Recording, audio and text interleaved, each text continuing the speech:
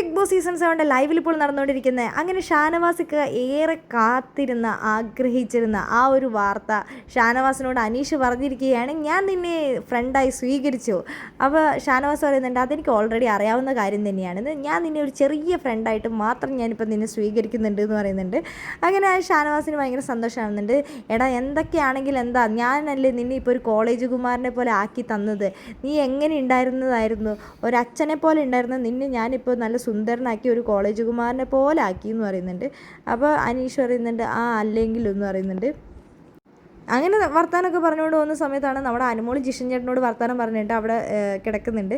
അപ്പോൾ നമ്മുടെ ഷാനവാസ് വന്ന് വാട്ടർ ബോട്ടിൽ എടുത്തിട്ട് അനുമോളുടെ കാലിനിട്ട് അടിച്ചിട്ട് പോകുന്നുണ്ട്. എൻ്റെ ഷാനവാസിക്ക, ഇതെന്താ ഷാനവാസിക്ക എന്ന് പറയുന്നുണ്ട്. എന്തൊരു കഷ്ടമാണ് ഈ ഷാനവാസ് ഖാനെ കൊണ്ട് അനുമോള് പറയുന്നുണ്ട്. എന്താണെങ്കിലും ബിഗ് ബോസ് വീട്ടിൽ അപ്പോഴേക്കും ആദില പറയുന്നുണ്ട്, അനുമോൾ ജിഷൻ ചേട്ടനോട് എന്തോ രഹസ്യമായി പറയുന്നുണ്ട്, പുറത്തെ കാര്യങ്ങളാന്ന് തോന്നുന്നു രഹസ്യമായി പറയുന്നുണ്ട്, ബിഗ് ബോസ് മൈക്കിടാൻ പറ എന്നൊക്കെ പറയുന്നുണ്ട്. അപ്പോൾ അനുമോൾ പറയുന്നുണ്ട്, എൻ്റെ മൈക്ക് ഇവിടെ തന്നെ ഉണ്ട് എന്ന്, അത് തിരിച്ചു വെച്ചിരിക്കുകയാണെന്നൊക്കെ ആദില പറയുന്നുണ്ട്.